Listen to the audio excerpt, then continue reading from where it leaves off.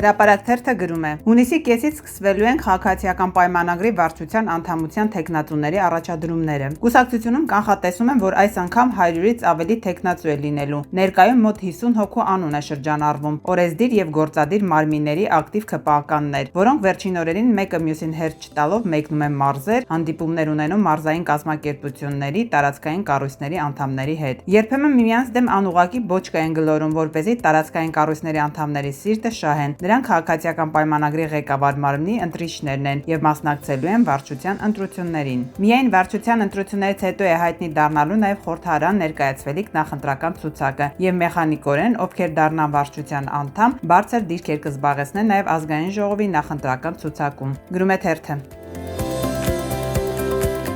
Իրավունք թերթը գրում է հակակոռուպցիոն կոմիտեից մամուլին փոխանցված տեղեկությունների համաձայն քննչական կոմիտեից $590,000 հափշտակության գործով կալանավորվել է հանցագործությունների եւ մաքսանենգությունների քննության գլխավոր վարչություններից մեկի պետի ժամանակավոր պաշտոնակատար Գոռ Թադևոսյանը եւ եւս մեկ անձ։ Ըստ Արդարադատության նախարարությունում շրջանառվող շշուկների ձերբակալվածներից մեկը նախարար Սրփուհի Գալյանի կուրսեցին է եւ համարվում է նրա կադրը։ Գրում է թերթը։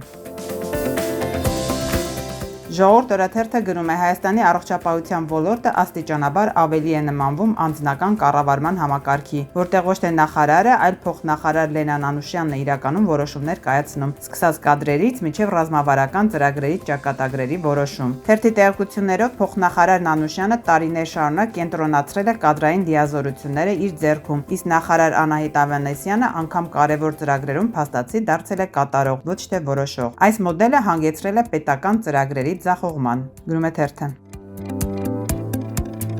Իրավունք թերթը գրում է քաղաքացիական պայմանագրում 3 թեժ է եղել։ Թերթի տեղեկություններով ԿՊԱ-կան կանայք կոնկրետ դեբոշ են սարքել խմբակցությունում, մեղադրելով падգամավոր Հայկ Սարգսյանին, թե իր փողով բանակից ազատվելու նախագծով օգնում է ընդդիմադիրներին իրենց դեմ ատելություն գեներացնելու հարցում, թե ինչ ընթացք ստանա սույն նախագծով պայմանավորված գործընթացները դժվարանում են կռահել ԿՊԱ-կանները։ Գրում է թերթը։